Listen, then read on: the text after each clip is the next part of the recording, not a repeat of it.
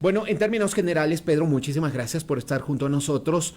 ¿Qué nos diría de lo que ha sido este juicio político bastante largo y con una serie de momentos que han ido cambiando, yo diría a veces, incluso siendo muy diferentes de un día a otro? Muchísimas gracias. Bienvenido, buenos días. No, por favor. Gracias por la invitación, Néstor. Creo que es supremamente importante entender en el clima en el que se da este juicio político, ¿no? Es decir, en la cancha en la que se juega. Y como siempre, digamos, en el Ecuador, desde hace 2 años, 3 años, ¿no es cierto? Todos los hechos políticos se están dando en una cancha de profundo pesimismo, ¿no?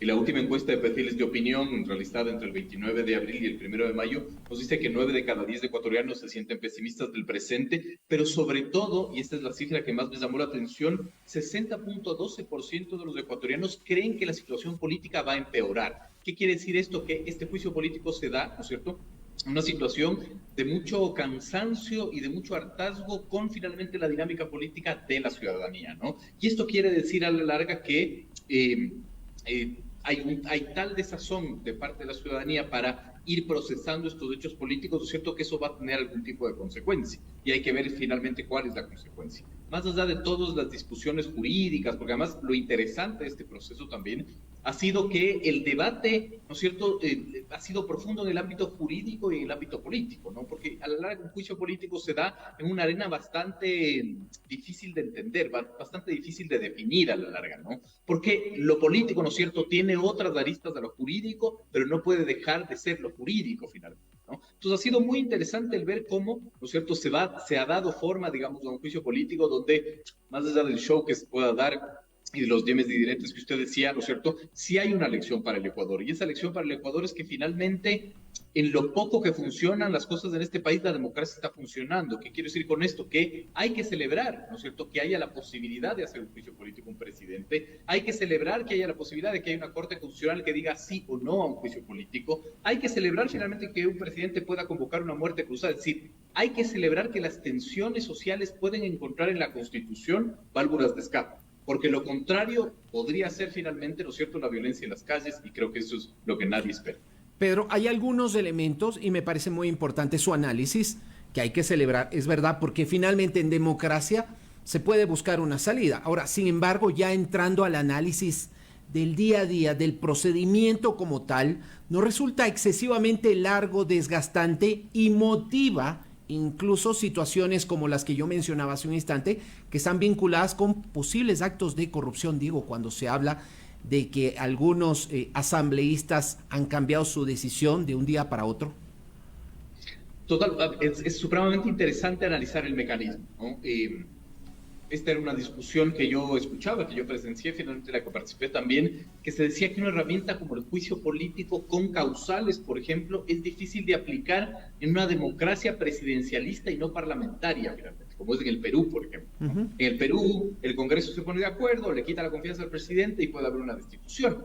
Ahí en el Ecuador no, el diseño constitucional está dado para que haya una de las causales, y quizás eso convierte a que hay una discusión jurídica dentro de la política, porque finalmente se señala peculado, pero no necesariamente tiene que haber la prueba de un peculado. Es decir, se da, digamos, una profunda discusión, y sí, yo creo que también concuerdo, es muy largo, ¿no es cierto? Y claro, ahí la pregunta es cuánto es muy largo y cuánto es muy corto, pero bueno, en este trajín sí pueden haber las cosas, incluso de lo que usted menciona. Y eso hay que regresar a ver finalmente, porque es interesante ver cómo el juicio político se enraiza en una asamblea que es una gran cuestión, que es un gran cuestionamiento, ¿no? Yo decía, y me adelanto para hablar del escenario futuro, yo decía, es altamente improbable que el presidente sea destituido, es altamente improbable porque no hay los votos. ¿Y por qué no hay los votos finalmente? Yo creo que por tres razones. Primero, porque Cucalón es un gran operador político, el ministro de Gobierno sabe hacer las cosas y parece que lo ha logrado. El segundo es porque esta asamblea, igual que la anterior, sí está caracterizada por mayorías móviles, ¿no es cierto?, y por bloques como la Izquierda Democrática y Pachacuti, que son una gran incógnita. Es decir, uno no puede definir qué es Pachacuti, ¿no? Hay un montón de miradas internamente Pachacuti. Hay asambleístas que ni siquiera saben lo que significa la palabra Pachacuti, ¿no es cierto? Entonces, es como bastante fácil para el gobierno cooptar finalmente esos votos, sea de manera antiética o no, digamos. Se ha discutido muchísimo, yo no tengo las pruebas para hacerlo, evidentemente, ¿no? Entonces, claro, es como muy complejo, ¿no es cierto?, que en estos procesos, con esta asamblea, se dé un profundo debate y una dinámica digamos, normal dentro de un proceso de juicio político, ¿no? Cuando hablamos de las organizaciones políticas, y usted mencionaba esto de las mayorías móviles, digo yo, en el Ecuador nos la pasamos también todo el tiempo, permanentemente reformando leyes, creando leyes, y es como que la institucionalidad va cambiando también a la medida del gobierno que llega. ¿Qué hacer? ¿Qué hacer frente a este estado de cosas que ha llevado a que muchos ecuatorianos, como usted lo decía al inicio, no crean en nuestra clase política, sean tan pesimistas en el actual momento? Justamente por eso, porque hay organizaciones que se dicen, por ejemplo, de izquierda, e incluso tienen ese nombre, como la propia izquierda democrática, pero hay momentos en los que no sabemos si son efectivamente de izquierda, son de centro, son de derecha, lo propio con el movimiento Pachacuti. Sí, a ver, es como muy complejo hacer política en un país en donde los vehículos que deberían hacer política, como los partidos políticos, ¿no es cierto?, no existen, ¿no? Es decir, son maquinarias electorales. Yo siempre digo que el Ecuador es un país de partidos políticos sin candidatos, de candidatos sin partidos políticos, de candidatos y partidos políticos sin ideología. ¿Qué hacer? Finalmente, yo creo que internamente y desde el andamiaje jurídico-político del país, creo que hay que hacer unas reformas al Código de la Democracia profundas, ¿no? Entre ellas, por ejemplo, que uno solo pueda ser candidato de una tienda política si ha militado un cierto tiempo, 5 años, 3 años, etcétera, ¿no? Yo soy ferviente, por ejemplo, también de que el Estado es el que tiene que financiar la actividad política. ¿Por qué? Porque a la larga sí la actividad política se convierte en algo necesario, ¿no es cierto?, en igualdad de condiciones, y no se convierte en el hobby finalmente de algún actor que puede financiar la actividad política, ¿no? El tercero, y quizás mucho más externo, hay que acabar con el populismo antipolítica. Eso es fundamental. Es decir, siempre escuchamos que la narrativa es que los políticos son malos, es que la política es sucia. No, toda actividad humana, ¿cierto?, puede ser mala o sucia, digamos, pero la política la necesitamos. Entonces, digamos, es supremamente importante poner las cosas en su lugar. Por ejemplo, dejar de hablar de asambleístas independientes. En el Ecuador no hay asambleístas independientes, porque ser independiente no es una posibilidad. Tú llegas a la asamblea con un partido político. Ese partido político te financió, ese partido político te postuló. Por lo tanto, si tú renuncias a las filas de ese partido político, no eres independiente, eres un actor ex partido político que ahora decide votar o con el gobierno o con la oposición, finalmente, ¿no? Entonces, creo que hay muchísimas cosas por hacer desde el ámbito cultural, ¿no es cierto?, desde el ámbito estructural, constitucional, jurídico, para tener, digamos, quizás una mejor representación, ¿no? Pero es un proceso largo. Ok, Pedro, ahora estamos entrando ya en la parte final, en la parte decisiva de este proceso. ¿Por dónde estima usted, Pedro, que van a ir las cosas? Porque es impredecible. Usted dice, al momento, al día de hoy, no hay los votos. Yo he estado siguiéndole, por ejemplo, a los colegas de La Posta, y ellos hacen una suerte de conteo regularmente de cuántos votos hay, y he visto que se van moviendo de un día para otro. Un día hay los votos para destituir al presidente de la República, pasan 3, 4 días y no los hay, y en esa dinámica nos hemos ido moviendo durante este tiempo.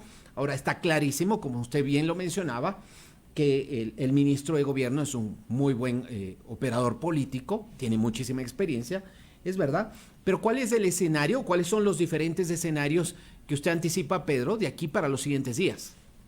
Es supremamente utilizar una metodología de lectura de escenarios cuando uno hace proyección política, para no caer en la adivinanza, ¿cierto? Lo que menos tenemos que hacer los analistas es creer que sabemos el futuro, y no lo sabemos.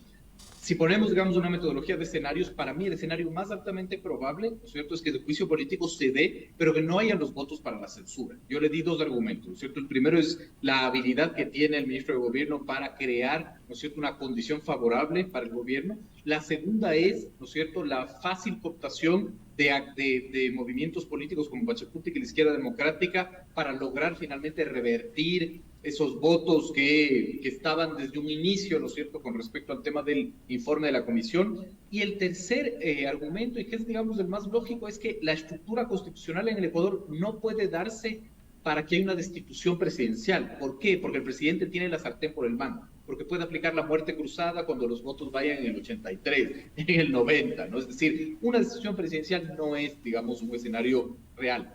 Pero yo creo que ese no es el tema a discutir y el tema más interesante, sino el post, el después del fracaso del juicio político. Ahí es qué es lo que va a suceder. En esta misma encuesta de perfiles de opinión, por ejemplo, Se decía que 64.87% de la gente conoce que hay un juicio político en contra del presidente y 52.02% apoya este juicio político. Pero lo más interesante de estas cifras es que un 37.13% reconoce que es por corrupción este juicio político, pero un nada despreciable 20.89% dice que el juicio político es porque el presidente no ha hecho nada por el Ecuador. Entonces, ¿qué quiero decir con esto? Que a la larga, ¿no es cierto?, hay un capital social y político de animadversión hacia el presidente que puede provocar que el fracaso del juicio político sea el calentamiento de las calles y que la válvula de escape sea, digamos, a la larga, las tensiones sociales en las calles. Y ese es un escenario también altamente probable que nos pone en la gran inquietud de a qué le está apostando el gobierno, a la sobrevivencia o a la gobernabilidad.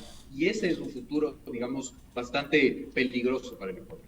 Ahora, justamente en ese escenario, en el de la sobrevivencia tras el juicio político, considerando el hartazgo de la gente, más allá de la clase política y lo que puedan decidir en los siguientes días y semanas, Pedro, en el pleno de la Asamblea Nacional, donde ya finalmente se va a definir esto, y seguramente habrán votos ahí, mucho se especula acerca del cambio, el giro que han dado algunos asambleístas, pero ya si analizamos esto socialmente, corremos el riesgo de que se nos venga un estallido social con todas las características que ya podrían irse evidenciando en los siguientes días. E incluso yo digo, Pedro, más allá del calentamiento de que puedan hacer organizaciones sociales, políticas, ahí atizando el fuego, podríamos tener un estallido social, digo, que la gente ya harta de todo lo que se vive, de que no hay acuerdos, de que seguimos empantanados en lo mismo y no se solucionan los grandes problemas nacionales, especialmente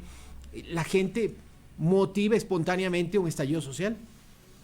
Totalmente, para mí es un escenario altamente probable, y es altamente probable porque sigue la tensión social, ¿no es cierto?, la tensión política, los problemas no se han resuelto y no hay una válvula de escape.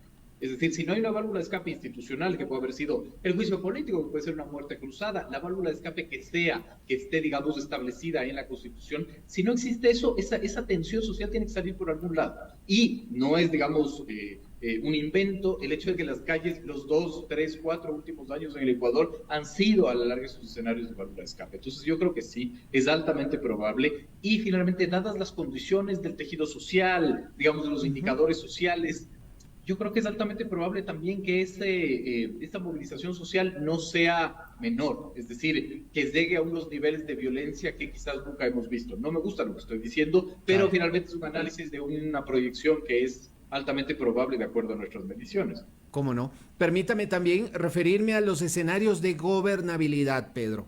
Y primero le planteo lo siguiente. Estamos a pocos días, ya el próximo domingo, van a ser posesionados oficialmente en sus cargos los nuevos alcaldes, prefectos, presidentes de juntas parroquiales, etcétera, etcétera, lo que denota una reconfiguración en el mapa político del Ecuador.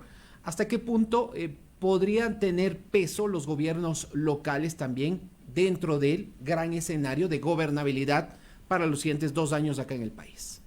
Supremamente importante. No solo, hay que recordar que no solo se posicionan los gobiernos autónomos descentralizados, sino también, por ejemplo, los miembros del Consejo de Participación Ciudadana, en donde el gobierno no tiene una mayoría, es más, correcto, no tiene ni siquiera una representación, y el correísmo tiene de una u otra manera una minoría importante.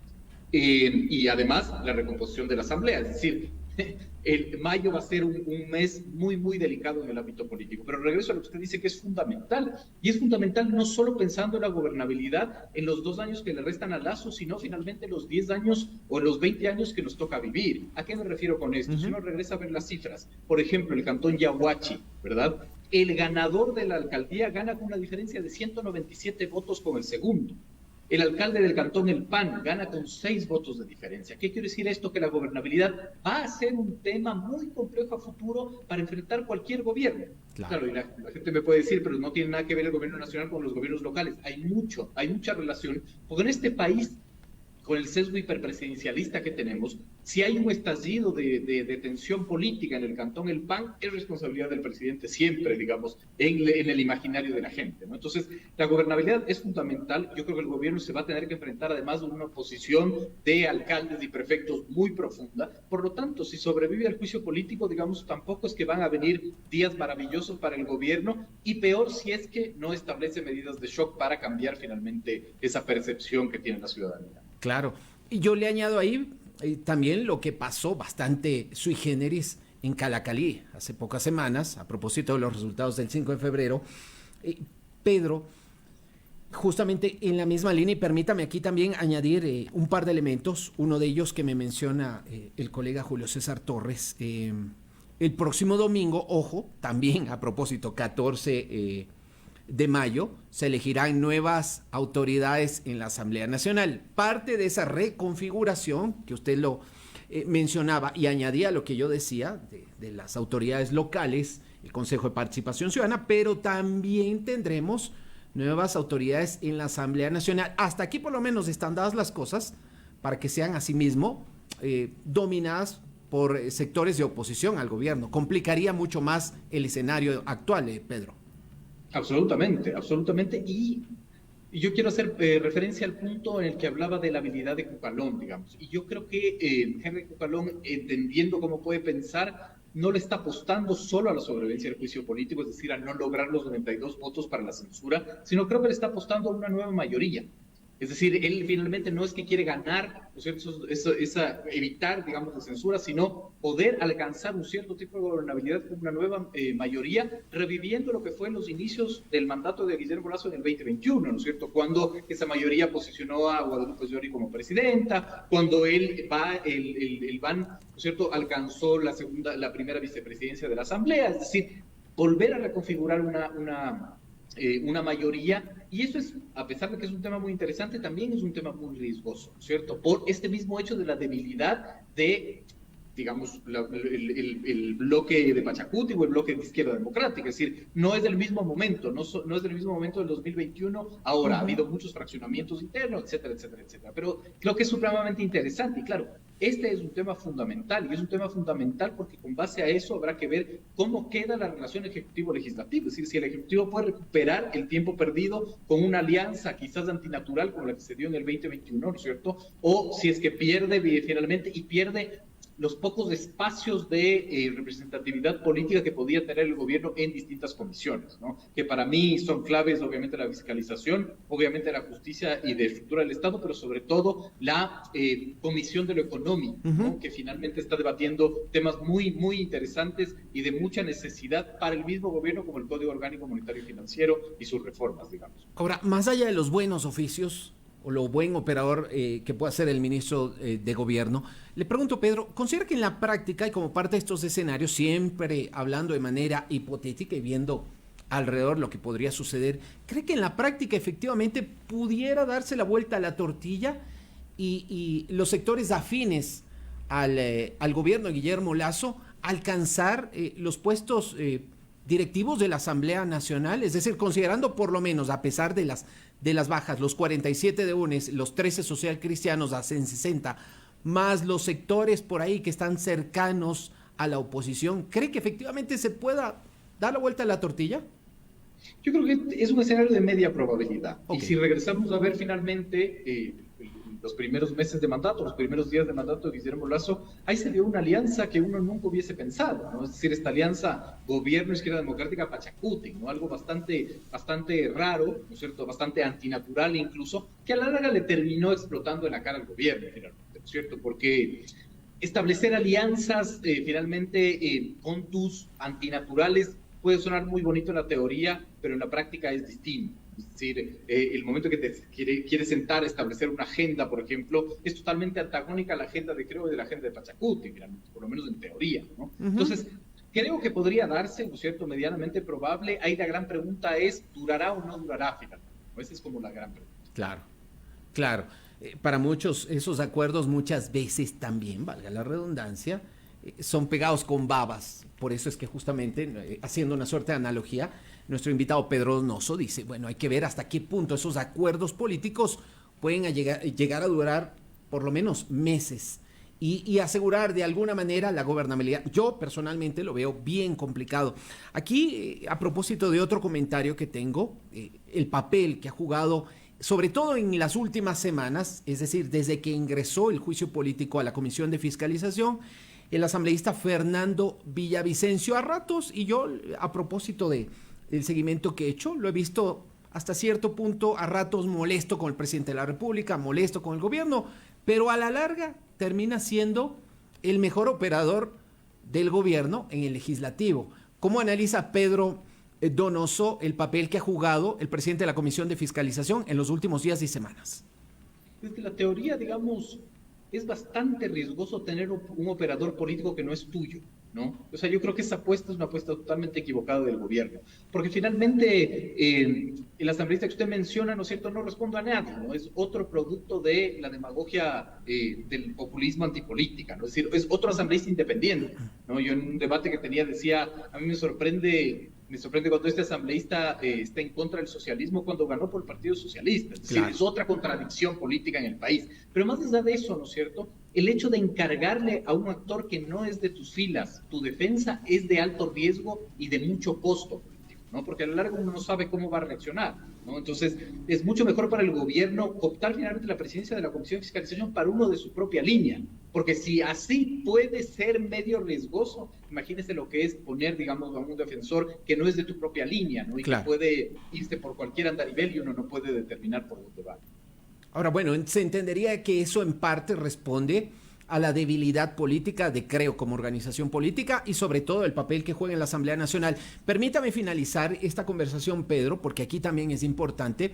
Usted habló hace un instante del papel que van a jugar Izquierda Democrática, Pachacutic, a veces impredecible. Recordamos, hace algunos días, durante el último feriado o el más reciente, hubo elecciones a nivel del movimiento Pachacutic, el ala afín o más cercana al presidente de la CONAIE fue la que venció. Sin embargo, entiendo que una suerte de impugnación y el papel que juegan ahí quienes están a cargo de la digamos, la vigilancia, el seguimiento del proceso político electoral en Pachacutic, decidieron que nuevamente se deban repetir esas elecciones. ¿Eso podría, digamos, generar algún tipo de cambio o elementos como la posibilidad de que Dina Farinango de Pachacutic también pueda acceder a algún puesto directivo en la próxima asamblea, en el próximo periodo, a partir del 14 de mayo, de alguna manera también ratifique la posición de Pachacutic como bloque a favor de los sectores de izquierda? ¿Cómo lo ve, Pedro? Lo que sí es cierto en política es que todos los hechos están concatenados. Todo hecho, ¿no es cierto?, que se da ahora tiene un efecto en el futuro de todos los hechos que pueden estar conectados o directamente o indirectamente. Por ejemplo, yo decía, no hubiese sido tan fácil para el gobierno cooptar los votos socialcristianos si es que el Partido Socialcristiano no hubiese tenido una derrota tan profunda el 5 de febrero, por ejemplo, ¿no? Y es evidente también, es decir, la elección de Chuluchumbi y su posterior impugnación, por ejemplo, van a tener un efecto real en cómo se comporte finalmente Pachacutic a futuro. Yo no diría de cara al juicio político. Para mí, el juicio político está como mucho más claro, está mucho más dado, ¿no? Es decir, no hay los votos independientemente de que pueda ganar el que sea para la coordinación finalmente del movimiento político, porque a la larga las sanciones que pueden anunciar Pachacutic a asambleístas que no tienen una relación militante orgánica con ese movimiento es irrelevante. Es decir, yo no sé si al doctor Vanegas le importa que le expulse a Pachacutic finalmente, ¿no? Es decir, es casi irrelevante, o al asambleísta Sánchez, es irrelevante finalmente en su accionar, porque son asambleístas que actúan de manera independiente, pero que se cobijan, digamos, con un movimiento político al cual ni siquiera representan, ¿no? Entonces, sí creo que es importante a futuro, de cara a si fracasa el juicio político, el calentamiento en las calles, incluso, ¿no es cierto?, en una carrera hacia Carondelet en el 2025 o antes de parte de Pachacutic. No hay que olvidar que Pachacutic es el gran ganador de las últimas 3 elecciones, digamos, en el Ecuador, las del 2019, las del 2021 y las del 2023. Elecciones que tienen que ser analizadas cualitativamente y no cuantitativamente. Pedro, muchísimas gracias por el análisis, por los puntos de vista, y siempre es bueno establecer escenarios respecto a lo que podría finalmente producirse en los siguientes días y semanas. Es impredecible, yo digo, pero hay que estar como que muy pendiente de esos diversos caminos por los que pudieran transitar, sobre todo quienes están al momento ubicados como actores a nivel legislativo. Nuevamente, muchísimas gracias. No, por favor, ustedes. Gracias. Gracias. Saludos. Buen inicio de semana para nuestro invitado, Pedro Donoso, director de iCare, hoy con el análisis de la situación en el país a nivel político y sobre todo, especialmente a nivel legislativo.